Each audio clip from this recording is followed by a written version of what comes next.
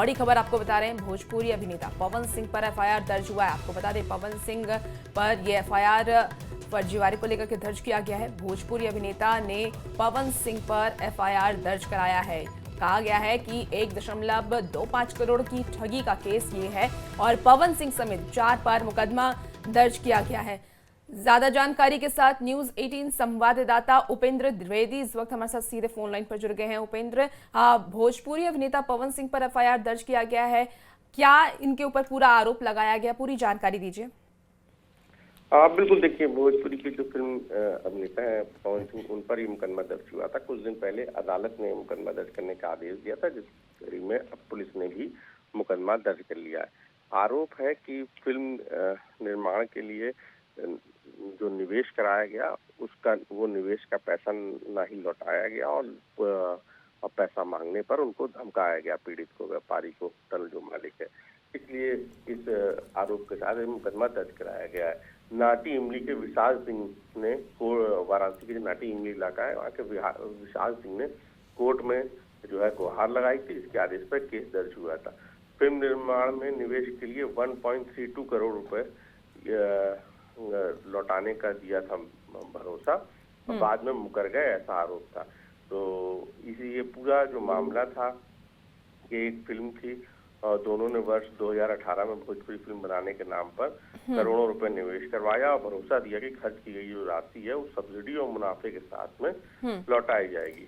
Film में अभिनेता पवन सिंह और निर्देशक अरविंद चौबे रहे। बातचीत पुख्ता हुई तो विशाल ने किस्तों में करीब 32,60,000 रुपए सीधे खातों में जमा किए, जो उसका आरोप है।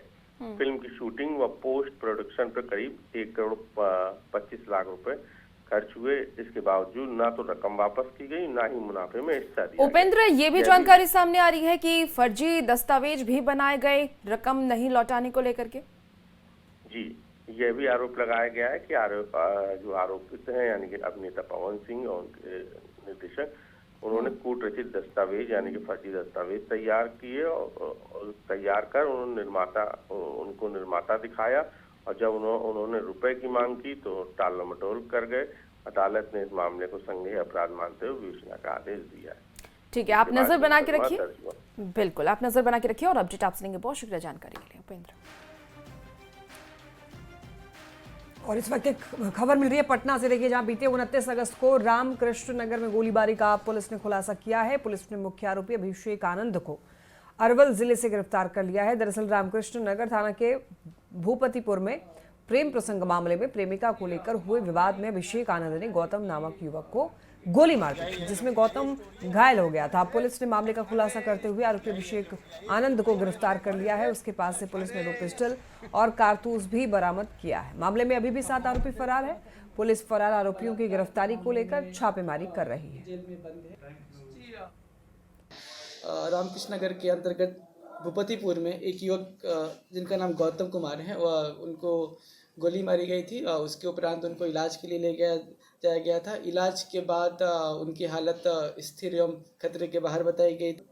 अभियुक्त है जिसका नाम अभिषेक कुमार, ये पिता का नाम संजय राय और ये बेउर का रहने वाला है। इसकी गिरफ्तारी अरवल जिला से की गई। ये घटना करने के बाद पहले जहानाबाद भागा, जहानाबाद के बाद अरवल भागा। खबर अब रोहतास जिला के डेहरी अनुमंडल क्षेत्र से है, जहां डेहरी के 112 पुलिस टीम में तैनात महिला सिपाही ने अपने सीनियर सब इंस्पेक्टर पर दुर्व्यवहार का आरोप लगाया है। मामला 6 अगस्त का बताया जा रहा है और इस संबंध में महिला सिपाही और इंस्पेक्टर सोनू कुमार को निलंबित कर दिया गया है। आपको बता दें कि महिला सिपाही ने महिला आयोग से लेकर के विभाग के बड़े अधिकारियों को पत्र लिखकर न्याय की गुहार लगाई है। साथ ही डेहरी थाना में अपने सीनियर अधिकारी के व्यवहार पर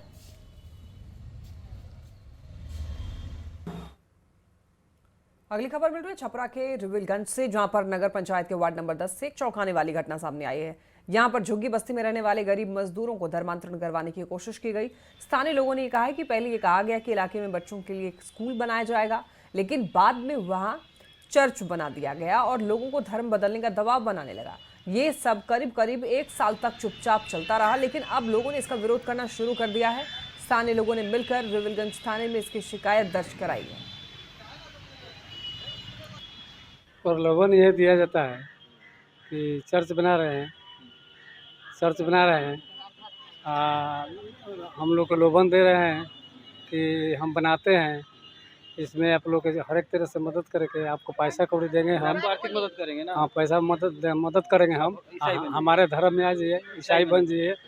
हमें कहें कि हम ईसाई नहीं बनेंगे। चरच बने, गांव में चरच बनता हमरा घर के बगल में।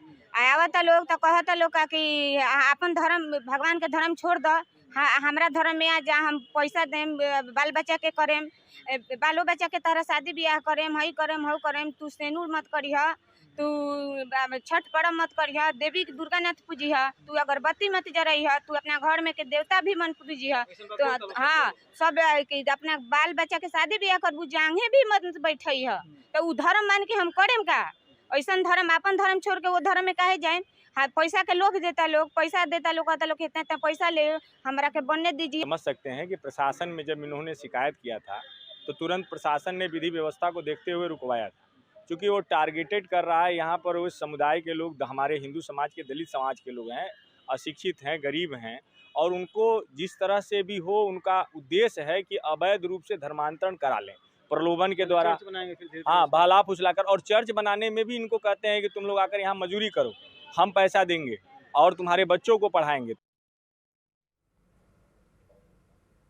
इसी बीच देखिए, गोपालगंज से बड़ी खबर आ रही है, जहां गर्भवती की पीट कर हत्या कर दी गई है। आपसे विवाद में गर्भवती को पीटा गया है। महारानी हथियाही गांव की एक पूरी घटना बताई जा रही है। आपको बता दें कि गांव के ही कुछ लोगों पर यह आरोप लगा है। पिटाई के बाद उसकी हालत भी बिगड़ गई है और अस्पताल में महिला की मौत हो गई। बड़ी खबर आपको इस वक्त गोपालगंज से बता रहे हैं और देखिए तस्वीरें भी आपको दिखा रहे हैं, जहां देखिए गर्भवती महिला की पीट कर हत्या कर दी गई। आपसी विवाद में गर्भवती को पीटा गया है।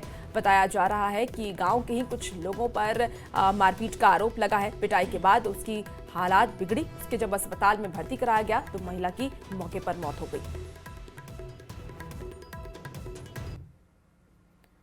तो देखिए तस्वीरें भी आपको दिखा रहे हैं, महिला की मौत हो गई है। गर्भवती महिला को पीटा गया है। हालांकि किस वजह से पीटा गया, क्या विवाद था, इसकी जानकारी अब तक सामने नहीं आई है। लेकिन जिस तरीके से गर्भवती महिला को पीटा गया है, उसके बाद जो जानकारी सामने आ रही है, गांव के ही कुछ लोगों पर यह आरोप लगा है कि उसने गर्भवती महिला को पीटा और जब मारपीट की गई उसके बाद उसकी हालत ज्यादा बिगड़ गई। जब उसे अस्पताल में भर्ती कराया गया तो वहां पर उसकी मौत हो गई। पूरा हम लोग जमीनी विवाद रास्ता के लिए चल रहा था। मेरा वाइफ 4 बजे भोर में जा रही थी पूजा करने के लिए, तब तक उसकी मम्मी और वो उसकी बेटी ने, दोनों आदमी ने धक्का मारकर पेट पर लात मार दिया। उसके बाद मेरे पत्नी के पेट में दर्द हो गया। फिर हम लोग उठाकर उसको ले आए राहुल हॉस्पिटल में मोहम्मदपुर। वहाँ पे आने के बाद राहुल हॉस्पिटल में क्या किए कि वो बड़ा ऑपरेशन करके बच्चा को निकाले। जो बच्चा को निकाले तो वो आधा से ज़्यादा, मतलब वो जीवित उतना नहीं था, वो तुरंत रेफर कर दिए सिवान के लिए। बिहार के स्वास्थ्य मंत्री मंगल पांडे के गृह जिले सिवान से बड़ी लापरवाही की तस्वीर सामने आई है, जहां पर सरकारी अस्पताल में इलाज के लिए डॉक्टर नहीं, गार्ड की तैनाती है। ये सुनकर थोड़ा अटपटा आपको लग रहा होगा, लेकिन ऐसा ही है। अस्पताल प्रबंधन की बड़ी लापरवाही। सुरक्षा के लिए तैनात गार्ड एक मरीज का इलाज करते हुए दिखाई दे रहा है। सुरक्षा गार्ड एक मरीज को इंजेक्शन लगाते और ड्रिप चढ़ाते हुए नजर आता है। वायरल वीडियो में दावा किया जा रहा है कि ये मैरवा रेफरल अस्पताल का वीडियो है और इस वीडियो में साफ तौर पर आप देख सकते हैं कि गार्ड जो है वो बिना, जाहिर तौर पर इसके पास डिग्री नहीं होगी और बिना पढ़ाई के ही इलाज कर रहा है। तो ऐसे में मरीज के जीवन के साथ खिलवाड़ को सीधा न्योता दिया जा रहा है।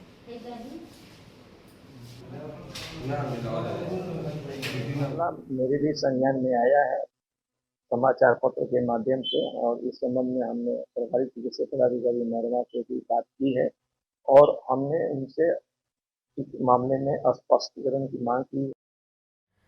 चलिए खबर अब चतरा से है, जहां बेहतर स्वास्थ्य व्यवस्था के दावे पर झोला छाप डॉक्टर दाग लगाते हुए नजर आ रहे हैं। जिले में 3 दिनों के भीतर झोला छाप डॉक्टर के गलत इलाज से 3 लोगों की मौत हो चुकी है। आपको बता दें कि वशिष्ठ नगर थाना क्षेत्र के डिमडिम गांव में एक 4 वर्षीय मासूम की जिंदगी भी झोला छाप डॉक्टर के इलाज की भेंट चढ़ गई। इलाज के दौरान डॉक्टर प्रदीप ने बच्चे को लगातार 3 इंजेक्शन लगा दिए, जिससे उसकी मौत हो गई। डॉक्टर ने इंजेक्शन के ओवरडोज की इसको मौत की वजह बताई है। इसके साथ ही आपको बता दें कि नाराज परिजनों ने आरोपी के खिलाफ शिकायत दर्ज कराई है, जिसके बाद आरोपी की गिरफ्तारी में पुलिस अब जुट गई है। पूरे मामले में सिविल सर्जन ने संज्ञान लिया है और कार्रवाई की बात कही है कि क्या हुआ था। हम बोले कि खाली डॉक्टर को सुई दिया है, तो बोल रहे थे कि ओवरडोज लगता है दे दिए है का, वही बोल। कहाँ से डॉक्टर का इलाज करवा दिया? इस सलैया के, अरे प्रदीप विश्वकर्मा। ठीक है, पैसा ले रहे हैं, कम से कम सिरेंज तो चेंज कीजिए उसका। लेकिन एक ही लोग सबको भोगते हैं। अब ये है कि लगता है कितना बड़ा MBBS बन गए हैं कि वो अपने कुर्सी पर आते हैं, बैठे ला भतीजा को देते हैं सुई देवेला, किसको क्या सुई देना है ये इनका पता नहीं है। भतीजा जाता है, भोग के चला आता है। क्या नाम? नंदू नाम है उसका, नंदू विश्वकर्मा। खबर गया जिसे मिल रही है, जहां पर स्टाम्प वेंडर से 20 लाख का स्टाम्प पेपर लेकर के फरार हो गया। बाइक सवार 2 अपराधी ने इस घटना को अंजाम दिया है। लूट की घटना सीसीटीवी कैमरे में कैद हुई है। देर शाम सिविल कोर्ट के बाहर से लूट की वारदात को अंजाम दिया गया है। वहीं इसकी सूचना डायल 112 की टीम को दी गई है, जहां पर मौके पर पहुंच के जांच किया गया है। सिविल कोर्ट के आसपास IG, DM और SSP कार्यालय भी है। ऐसे में बड़ी लूट की घटना से हड़कंप मच गया। स्टाम्प वेंडर दुकान बंद कर वापस घर की ओर जा रहा था, तभी 2 बाइक सवार अपराधियों ने इस वारदात को अंजाम दिया है। लूट से पहले बदमाशों ने पहले रेकी की थी, फिर 20 लाख रुपए का स्टाम्प पेपर लेकर के फरार हो गए। सिविल कोर्ट के पास से स्टाम्प पेपर की लूट, इसके बाद हड़कंप मच गया है और बताया जा रहा है कि आसपास ही DM, SSP और IG कार्यालय भी है और ऐसे जगह से इस घटना को अंजाम देना, ऐसे जगह पे, और इसी वजह से यहाँ पर काफ़ी ज़्यादा बताया जा रहा सनसनी फैल गई है। 20 लाख रुपए का स्टाम्प पेपर लेकर के फरार होने का ये मामला सामने आया है। खबर अब राजधानी पटना से है, जहां पुलिस ने कोतवाली थाना क्षेत्र से चोरी हुई एक साल की बच्ची को सकुशल बरामद कर लिया है। आपको बता दें कि इस मामले में सम्मिलित एक महिला को भी गिरफ्तार कर लिया गया है। दरअसल 14 और 15 अगस्त की रात फुटपाथ पर रहने वाली धानो देवी की पोती को एक अज्ञात महिला उठाकर ले गई। परिजनों ने इसकी शिकायत कोतवाली थाने में दर्ज कराई है। घटना की गंभीरता को देखते हुए SIT का गठन भी किया गया है। पुलिस टीम ने तकनीकी जांच, इसके साथ ही CCTV फुटेज और गुप्त सूचना के आधार पर बरामद कर लिया है बच्ची को। जांच में ये पता चला कि एक आरोपी महिला कई शहरों में बच्चों की चोरी की वारदात में शामिल रही है और गिरफ्तार महिला से पुलिस अब पूछताछ कर रही है। फैमिली को सुपुर्द करा दिया गया। सुपुर्द कराने के पश्चात जो है सभी जो टेस्ट और उनका जो स्टेटमेंट वगैरह था वो सब भी लिया गया है और अब जो है उसमें जो बच्ची जो लेके गई थी महिला, उसको भी गिरफ्तार कर लिया गया। पटना से खबर मिल रही है, रानी तालाब थाना क्षेत्र के बालूघाट में पुलिस ने बड़ी कार्रवाई की है। छापेमारी के दौरान पुलिस ने भारी मात्रा में हथियार बरामद किए हैं। इनमें 4 पिस्टल, 3 राइफल, धारदार चाकू और पिस्टल राइफल की सैकड़ों कारतूस गोलियां शामिल हैं। पुलिस ने मौके से एक बालू कारोबारी गौतम कुमार उर्फ गोल्डी को गिरफ्तार किया है। गोल्डी पर पहले से ही कई आपराधिक मामले दर्ज हैं, जिसमें 4 मामले रानी तालाब थाना में ही दर्ज है। गोल्डी ही मुख्य सरगना है।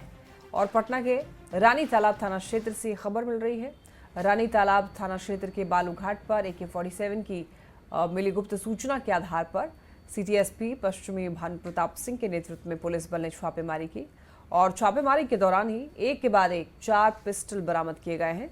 3 राइफल को भी पुलिस ने बरामद किया है। ये पिस्तौल और राइफल बालू माफिया और यहाँ पर दरअसल अवैध कारोबार करने में इस्तेमाल किया जा रहा था। पुलिस ने उनके पास से 469 जिंदा कारतूस और एक थार गाड़ी भी बरामद की है। साथ ही कई मैगजीन और धारदार हथियार के साथ कई और भी अवैध सामग्री बरामद की गई है। सिटी SP पश्चिमी भानु प्रताप सिंह ने ये जानकारी दी है। एक्सक्लूसिव तस्वीरें आप देख पा रहे हैं, क्या कुछ सामान यहाँ पर बरामद किया गया है आप देख पा रहे होंगे TV पे। और इसकी तलाश जो है काफ़ी समय से जो है पुलिस कर रही थी। बता दें आपको, पकड़े गए मुख्य सरगना गौतम कुमार उर्फ गोल्डी पर कई आपराधिक मामले पहले से भी दर्ज हैं, जिसमें से 4 मामले तो रानी तालाब थाने में ही दर्ज हैं। और ऐसा बताया जाता है कि गोल्डी मुक्त यहाँ पर खासतौर पर मुख्य सरगना है और इसके साथ ही रमाकांत यादव भी बालू के अवैध कारोबार करता है।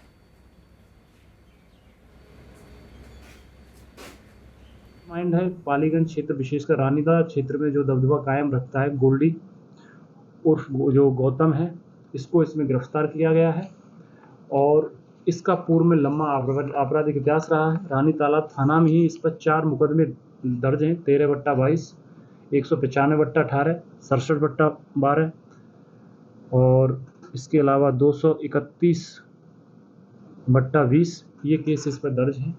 ये बालू माफिया के रूप में काम करता है। इसी बीच देखिए बांका से बड़ी खबर आ रही है, जहां पुलिस और बालू माफिया के बीच झड़प हुई है, जिसमें पुलिस ने आत्मरक्षा में गोली चलाई, जिससे कि एक बालू माफिया घायल हो गया। आपको बता दें कि सुइया थाना क्षेत्र के भूसी घाट पर अवैध बालू खनन की सूचना पर झाझा पुलिस पहुंची हुई थी और इसी दौरान बालू माफिया ने पुलिस टीम पर हमला कर दिया, जिसके बाद आत्मरक्षा में पुलिस ने गोली चलाई, जिसमें बालू माफिया पिंटू यादव घायल हुआ है। तस्वीरें भी स्क्रीन पर आपको दिखा रहे हैं, झड़प की तस्वीर है जहां पुलिस पर बालू माफिया के हमले का वीडियो भी अब सामने आया है।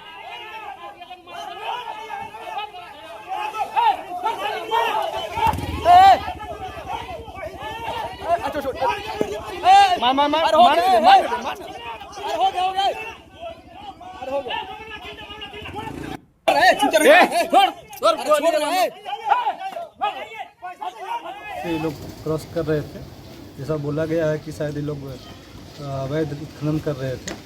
उसी में झाझा पुलिस वहाँ आई थी और झाझा पुलिस के साथ इनका झड़प हुआ है, तो शायद घटनास्थल सुइया तरफ आ चुका है और एक व्यक्ति के पैर में गोली लगने की बात सामने आई है। झाझा पुलिस द्वारा आवेदन दिया जा रहा है।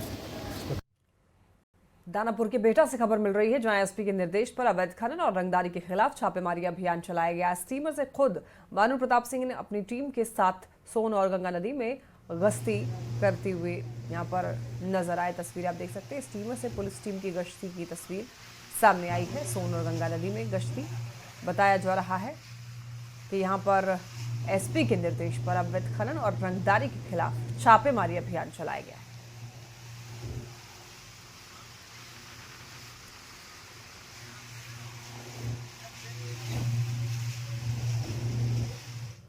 इसी बीच बड़ी खबर राजधानी रांची से आ रही है, जहां आईएएस विनय चौबे को एसीबी ने रिमांड पर लिया है। हजारीबाग जमीन घोटाले मामले में रिमांड पर लिया गया है। 4 दिनों तक पूछताछ करेगी एसीबी। तो बड़ी खबर आपको इस वक्त बता रहे हैं, जहां आईएएस विनय चौबे को एसीबी ने रिमांड पर लिया है। रांची से ये बड़ी खबर सामने आ रही है।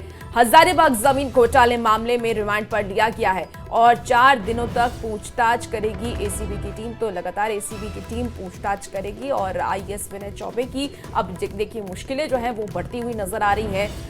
रांची से आपको ये बड़ी खबर बता रहे हैं और ज्यादा जानकारी के साथ न्यूज 18 संवाददाता गौरव झा हमारे साथ सीधे इस वक्त फोन लाइन पर जुड़ गए हैं। गौरव, आईएएस विनय चौबे को एसीबी ने रिमांड पर लिया है, पूछताछ होगी, क्या कुछ जानकारी है?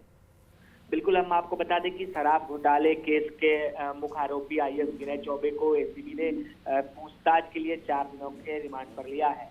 इस बार विनय चौबे को जो रिमांड पर लिया गया है वो हजारीबाग में खासमहाल जमीन घोटाले से जुड़े केस में पूछताछ के लिए रिमांड पर ली गई है। एसीबी की टीम ने विनय चौबे को 4 दिनों के लिए पूछताछ पर लिया है। रिमांड की अवधि 4 दिनों तक होगी। अब देखना होगा कि इस पूछताछ के दौरान क्या कुछ निकल कर सामने आता है और आगे किस तरीके से एसीबी इस पर कार्रवाई करती है।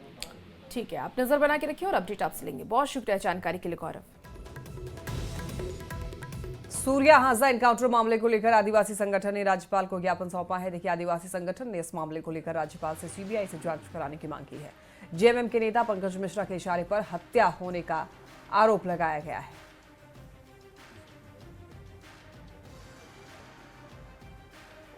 कोटा के डकेता निवासी सामाजिक कार्यकर्ता, जमीनी नेता, आदिवासी नेता सूर्या हाजरा जी का फर्जी इनकाउंटर विगत दिनों 11 तारीख को किया गया था। उसी को सीबीआई जांच की मांग को लेकर आज हम लोग राष्ट्रीय आदिवासी मंच के बैनर तले हम लोग महामहिम से गुहार लगाने आए हैं कि आदिवासी समाज सूर्या हाजरा का परिजन सीआईडी जांच नहीं बल्कि सीबीआई जांच की मांग कर रहा है। उसी को लेकर के हम लोग गुहार लगाने आए थे। गोपालगंज के कोयनी के राज्य खाद्य निगम के गोदाम पर सदर एसडीएम ने छापेमारी की है। इस दौरान गोदाम संख्या 13, 14 और 15 में बड़ी लापरवाही और अनियमितता उजागर हुई है। आपको बता दें कि जांच में ये पाया गया है कि गोदामों में निर्धारित मात्रा से कम अनाज रखे थे और एसडीएम ने संबंधित एजीएम पर एफआईआर दर्ज करने का आदेश भी दिया है। साथ ही साथ तीनों गोदामों को फिलहाल सील कर दिया गया है और पाया कि अनाज की मात्रा में गड़बड़ी है, गुणवत्ता भी गड़बड़ है और मात्रा भी गड़बड़ है। चूँकि आवश्यक वस्तु अधिनियम के तहत कार्रवाई करना था, इसी के तहत गड़बड़ी पाते हुए उसको तीनों गोदाम को, गोदाम संख्या 13, 14, 15 तीनों को सील कर दिया गया। झारखंड में जैक की ओर से स्टेट लेवल की 10वीं और 12वीं के टॉपर्स को सम्मानित किया गया। सीएम ने शिक्षा के क्षेत्र में बढ़ते हुए झारखंड का जिक्र किया है, साथ ही पढ़ाई में सरकार की ओर से हर मदद का भरोसा दिया।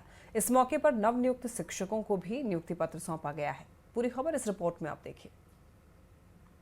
3 लाख रुपए, तालियां हर बार हो। 3 लाख रुपए, एक लैपटॉप और एक मोबाइल फोन। चेहरे पर चमक, परीक्षा में सफलता की खुशी और बेहतर रिजल्ट पर मिल रहा सम्मान। 95.4, 95.2% पाने वाले ये विद्यार्थी। ये नजारा है रांची का, जहां झारखंड के 10वीं और 12वीं बोर्ड परीक्षा में स्टेट लेवल के टॉपर्स को सम्मानित किया गया। मुख्यमंत्री हेमंत सोरेन ने झारखंड एकेडमिक काउंसिल के वर्ष 2025 के मैट्रिक, इंटर के तीनों संकायों के टॉपर्स को सम्मानित किया। टॉपर्स को सम्मानित करते हुए स्कूटी, लैपटॉप, मोबाइल और 3 लाख रुपए का चेक दिया गया। इस मौके पर सीएम ने शिक्षा के क्षेत्र में बढ़ते और बदलते झारखंड का जिक्र भी किया। देश का ये पहला राज्य है जहां हायर एजुकेशन के लिए हम लोग इस राज्य के गरीब, गुरबा, आदिवासी, दलित, पिछड़ा, अल्पसंख्यक बच्चों को फॉरेन स्कॉलरशिप देते हैं। लगभग करोड़ों रुपए अच्छा